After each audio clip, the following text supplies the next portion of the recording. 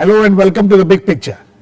In what is being seen as a setback to the nuclear power industry, Japan shut down its last operating nuclear power reactor on Sunday. Though it is said that this may be a temporary shutdown, the opposition to the nuclear power in Japan, especially after the Fukushima nuclear crisis of March 2011, has been consistent. The safety concerns continue to haunt the nuclear power reactors in Japan, where only 2 of the 50 reactors have been operational before their shutdown this month. With India continuing to pursue its nuclear power program and with 20 power plants operational and 7 more at various stages of construction, is there something that we need to take note of from the Japan's experience?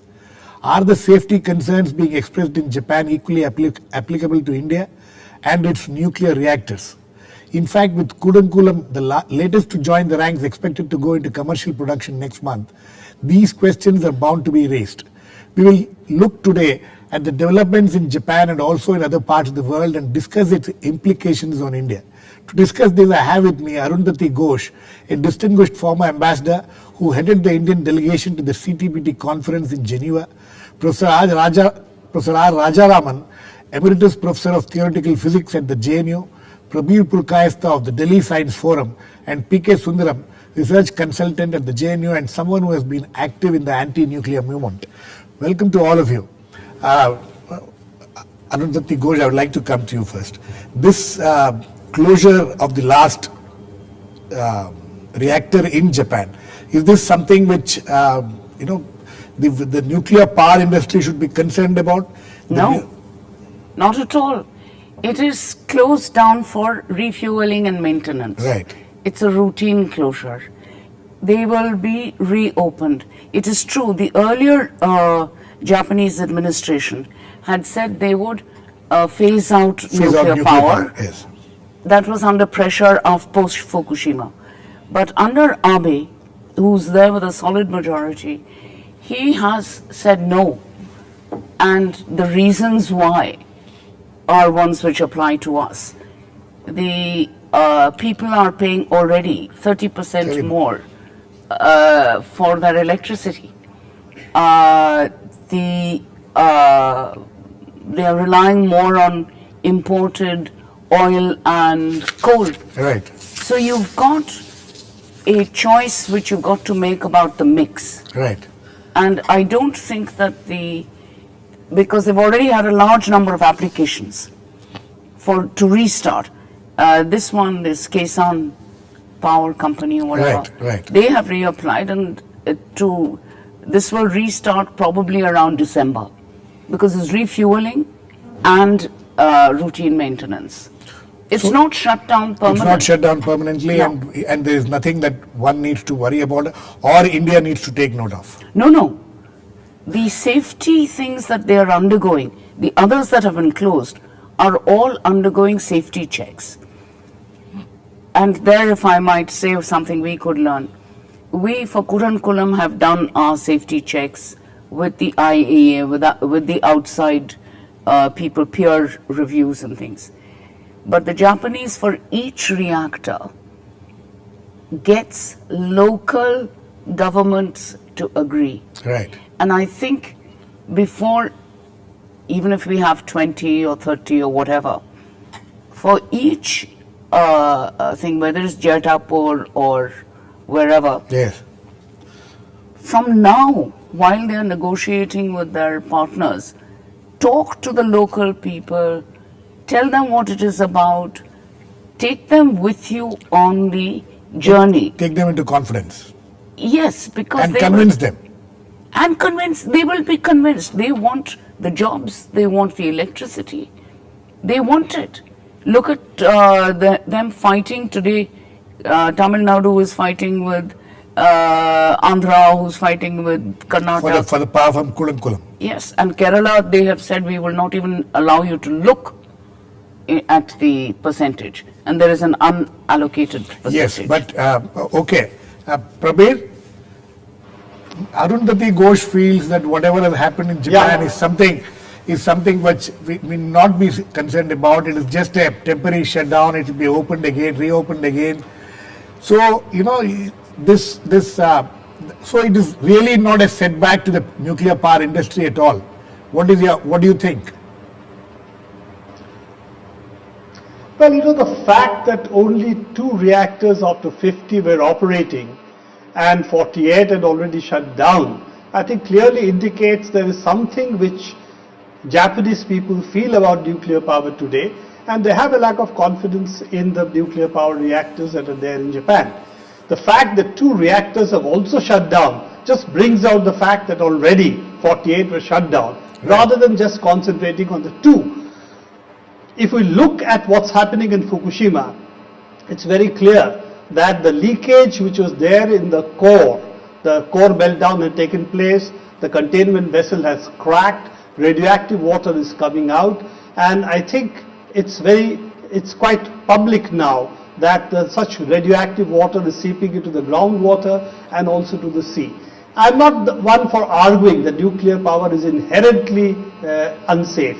I would always argue that the cost of making nuclear power safe makes it difficult to techno-economically justify nuclear power in face of other alternatives that exist. So I do not believe that without taking techno-economics into consideration, we should be looking at nuclear power as if there is nothing else in it.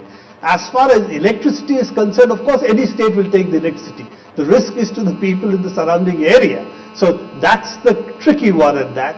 And I do believe that the safety measures that the Japanese government has taken, the reviews it has done, is something that we should follow much more rigorously over here. I would go on record, which I have done in the past, that the Tarapur 1 and 2 are unsafe reactors. They are reactors which should be shut down. We have been advised that they should be shut down, and the fact that our safety reviews don't say that makes it much more difficult for me to believe the credibility of the reviews that we are conducting today.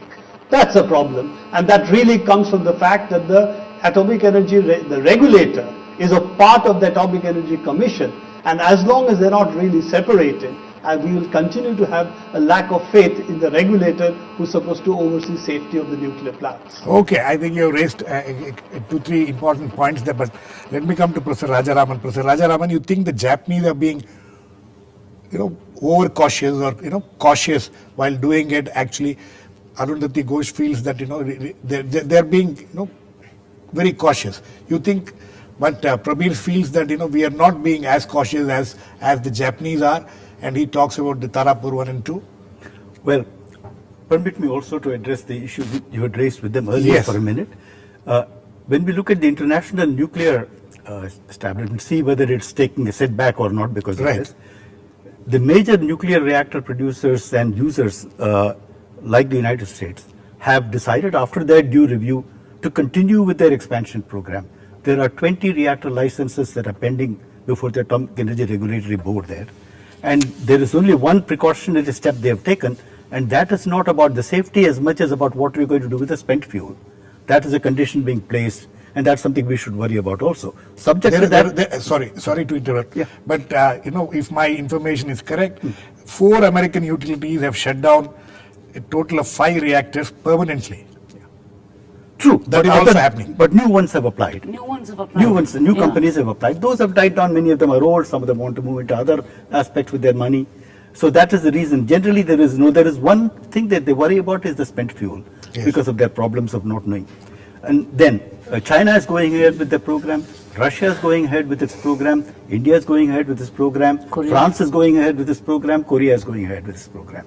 Therefore, the number of significant countries that are continuing to go ahead with the program after due safety review is much, much more than Germany and Japan, which have, for their own reasons, decided not to.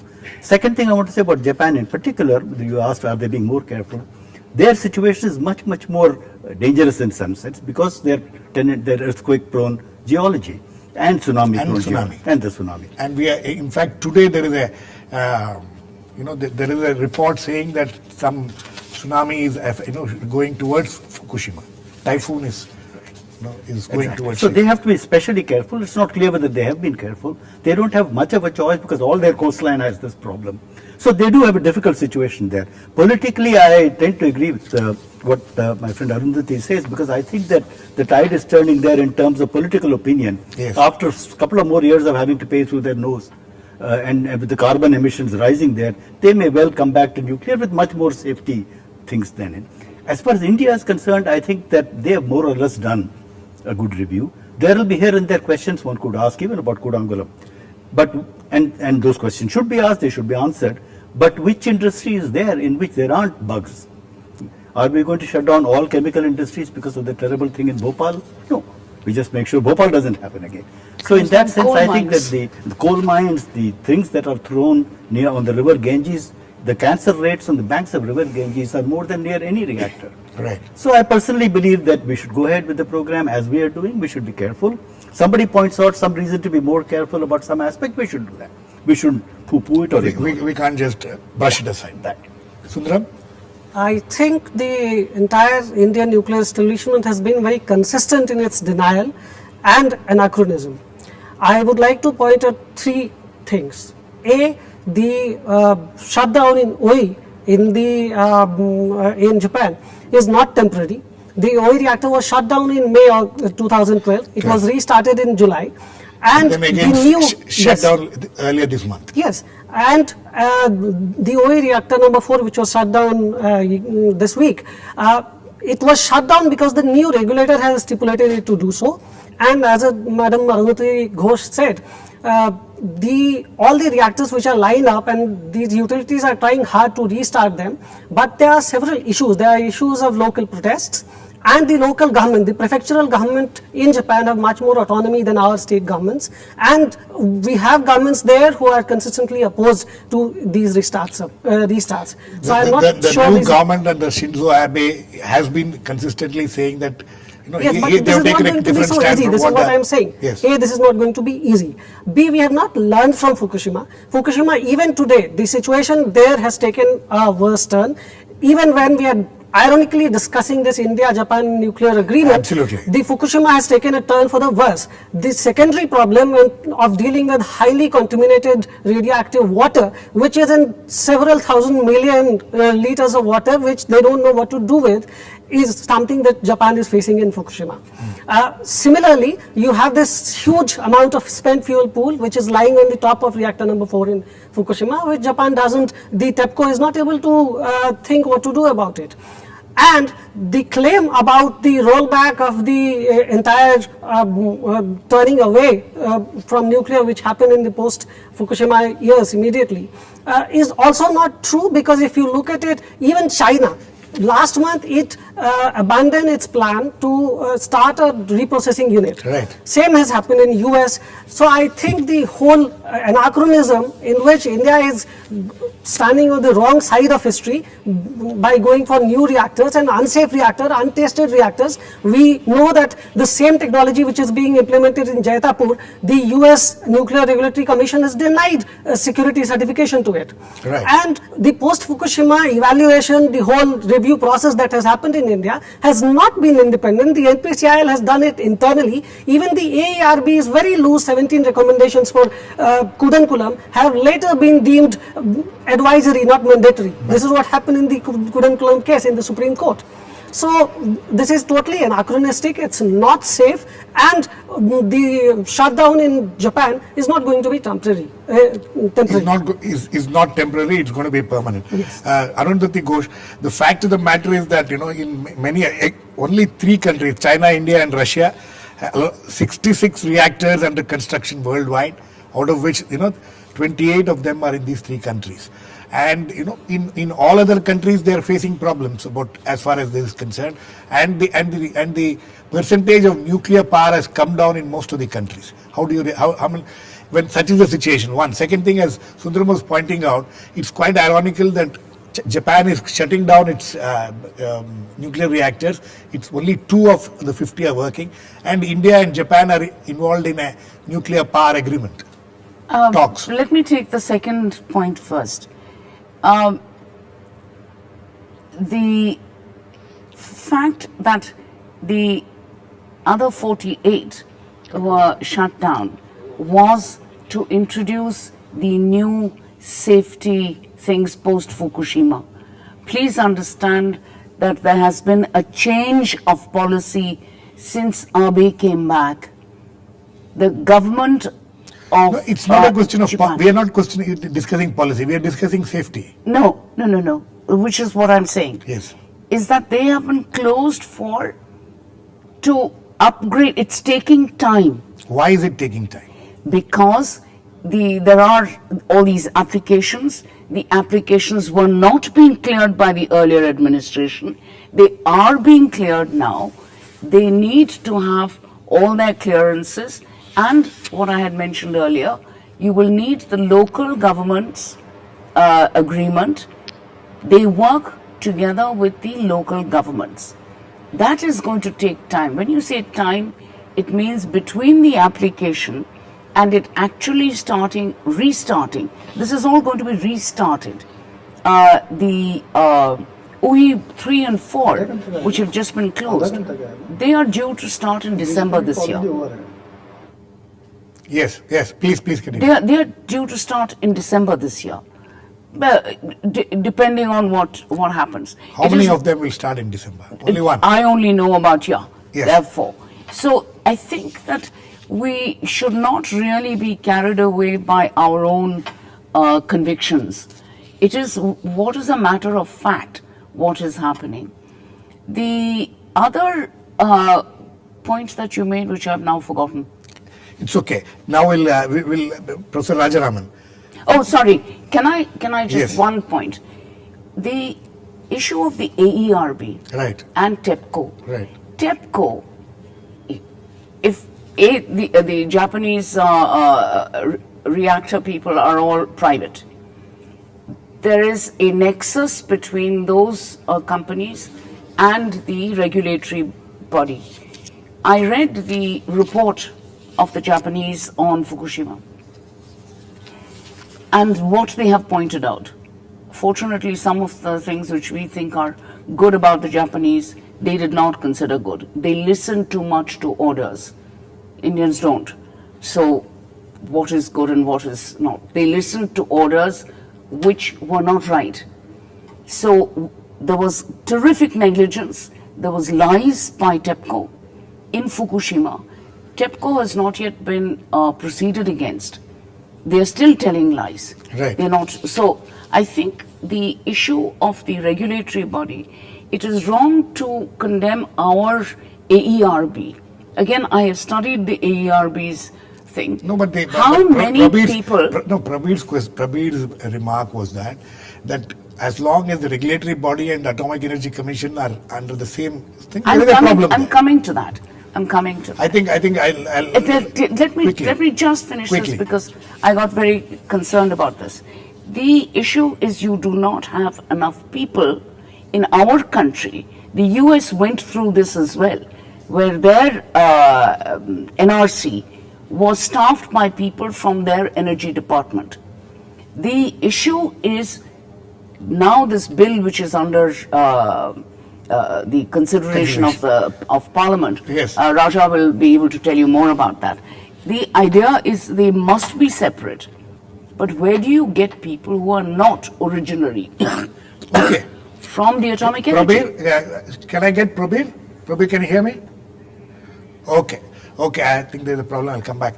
Yes, Mr. Professor Rajaraman. That is yes. about the regulatory about board. the regulatory body. That's one of the issues raised by Prabir. Exactly. So there is a problem, and there is no doubt that it should be separated out from DA. And the country is trying to do And that. is as Arundhati Ghosh said, is it the problem of personnel? Yeah, that's right. I was going to come to that. Even if you separate it, even if the new bill is passed, as it will be, where do you find people, experts, to man it? And here there is a very important difference between the US and India or UK and India. There, the nuclear enterprise was begun by people who were in universities. Right. They left the university jobs, went to Manhattan Project, left universities and consulted for reactor companies. In India, the entire thing was grown within DAE. Right. My classmates went from undergraduate straight to the Atomic Energy School. Right. So there is no expertise. And you decided to be in academics. I decided to be a physicist, yeah, right. But net result is that Secret there are history. no courses in IITs on reactor engineering, no courses in universities. There, every department, the university has got a department of nuclear engineering. So we have no experts outside. And this has been done as a matter of policy. I don't think for evil reasons. I think it was originally thought you want to conserve manpower in this area as much as you can. But whatever, now the chicken are coming home to roost, because now you can't find people outside with enough expertise and credibility to be able to tell DAE you shouldn't do this way, do it that way. This problem is going to remain. Okay. So Prabir, you have an explanation for your point which you had raised earlier about, the regulatory body and the Atomic Energy Commission being separate bodies. Both Arundhati Ghosh and Professor Rajaraman feel that there is a lack of people to man both the bodies, which is creating this problem. Even when we had a strong regulator like Gopal Krishnan, who did make strong recommendations, the recommendations were not followed. So the issue is not that the people are not there to make recommendations. The point is, though, as long it's a subsidiary body, it's a body which reports to the Atomic Energy Commission, the same people then do not have the clout to insist on DAE that this should be done. As I said, let's not go into the future. Let's look at what has happened in the past, and you will see this very clearly, that it is really something which is institutional and not an issue of people. And I must say one thing. You must also look at techno-economics. The issue of nuclear energy is not just safety. It Absolutely. is making it safe. What is the cost? I was and coming at to the that. moment, the cost of nuclear power is about 4 to 5 times the capital cost of a coal-fired plant, and that's a conservative estimate. If you go by Arriva, Westinghouse, GE reactor, the cost is even going to be higher. So I don't think it's an either-or issue. We have to use a techno-economic basis to decide how much of nuclear power we want in our basket. And that's not a physics decision. It's not a scientific decision. It's a scientific and an economic decision. Unfortunately, people are taking completely either-or positions and not looking at the techno-economics of nuclear energy, which I think is a key issue. Arundhati Ghosh, this is a key issue, the techno-economic, the cost of it. This is something which has been going on. And also very interestingly, we are not discussing the renewable energy, and in the last year, apparently, in India, China, Germany and Japan, the generation of renewable energy was more than the nuclear power.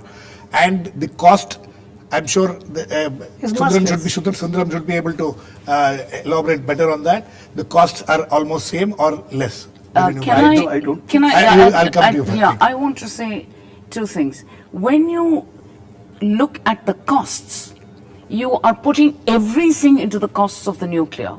You do not do that for any other source of energy.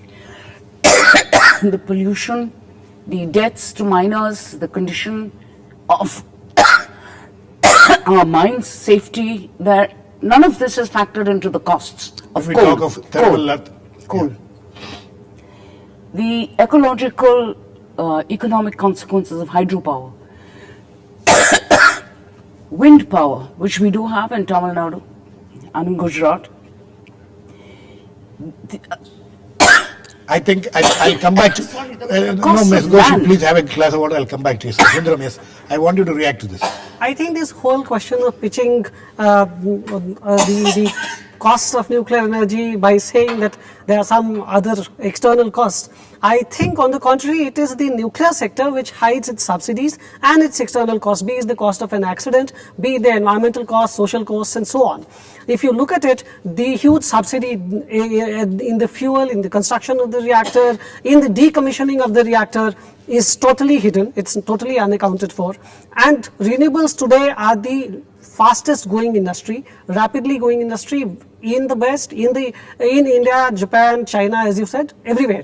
So I think we are standing at a historic threshold where we can make this decision to go for more renewables, to go for more sustainable energy, and very importantly for India, we need decentralized renewables. So we don't need that high-pitch, highly centralized resources which consume lots of mineral resources and so on. So there is a historic opportunity before India to learn lessons from Japan and what has happened in Fukushima, and to go for decentralized, sustainable, green alternatives of energy, which I am sure is doable. We have enough expertise, we have manpower, we have the technology, and also it's becoming increasingly competitive economically. Professor Rajaraman.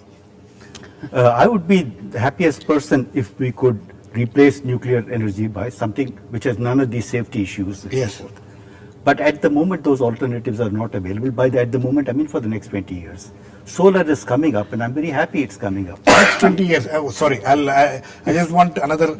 We are at present we are producing 4,718 megawatts from the nuclear. Absolutely. And there are these very optimistic projections that in the next 20 years we'll be producing 60,000 megawatts. That I think is impossible. Right. That is impossible. So what is when you compare the nuclear, what we can realistically produce in the next 20 years, the nuclear energy and the renewable energy which we are talking about, is there any comparison? Well, I think that we will not be able to produce anywhere nearly as much as what they claim. That I entirely agree with you. But whatever we are able to go up to 20 gigawatts or something, I think is good. It's good to keep that in your pocket. It's a useful form of energy for the grid. It's continuously on all the time, doesn't depend on the rains, etc., etc. We need various kinds of energy inputs. There has to be a basket of There's the basket, and in particular, things like solar and wind and local things which are locally controlled and don't go to the grid are very important for the country. Right. And I'm glad we are doing that. But we need all these together.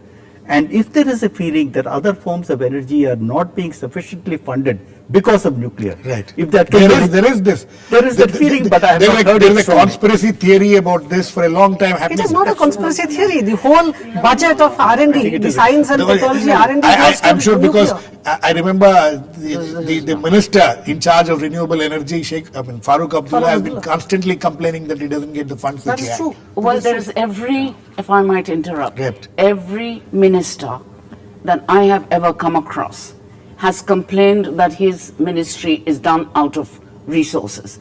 I have not come, including my former ministry. That is not the point. You've also got land. Do we have so much land that we need? The Japanese have gone in for wind energy offshore. We have when I was talking about costs of doing offshore wind farms. Do we have the money for that? Okay, we'll find it. We will. Let me get Prabir. I think Prabir is back. Prabir? Just sorry, one more point. Yes. And if you take solar, we've got solar, but you cannot feed it into the grid. You can go back to a utopian thing where you live in little villages and little communes, but that is a different issue. Prabir, I'm the sorry to sound alternates because are solar thermal Yes. is very much grid. You can feed it into the grid. Solar photovoltaic can be fed into the grid. I don't know what Arundhati is talking about. I do not think she's technically correct on what she's saying, since I deal with energy as a field. So this is certainly not true. And wind costs, even on Indian land, is going to be, and we have enough land in areas where there is wind, because it's a small footstep you require. You can grow all around it, and only the wind pedestal, that's the only land you require. So this whole argument that wind requires a huge amount of land is completely untrue. I think we need to have a realistic techno-economic understanding of what we are talking about, instead of reacting in this particular ideological way, where we are for nuclear power ideologically or against nuclear power ideologically. Hard-headed techno-economic decisions need to be taken and needs to be informed by techno-economic understanding. Okay. Professor Rajaraman, last words to you. As far as the issue is of safety, do you think that we have reached the stage where we can sit back and say that, okay, we have taken care of all the safety? As you know, mathematically speaking, we never will be. But within reason, as responsible people who have to run a country, I think we have taken care of it as much as is reasonable, compared to many other modern technologies that we use where we take certain amount of risks. So I think it's okay. Sundaram? Not at all, neither technologically nor in terms of administration, because the AERB, it has been rightly argued, is not independent. So we have nowhere reached near the minimum required safety culture that nuclear needs. Okay, I think on that note we need to end. This is a debate which will continue. People like Sundaram will always have questions, which needs to be answered, as Professor Rajaraman rightly pointed out, that these are all issues which needs to be answered. But what has happened in Japan, how it's going to have an impact on India, we'll have to wait and watch. But as Arundhati Ghosh says, this is something which we cannot just leave at this stage. We need nuclear power, but how much safe it is a discussion and debate which will continue in this country. Thanks to all my guests, Arundhati Ghosh, Professor Rajaraman, Prabir, Purkayastha and Sundaram. Please keep watching. We'll come back with other issues, big picture, same time tomorrow.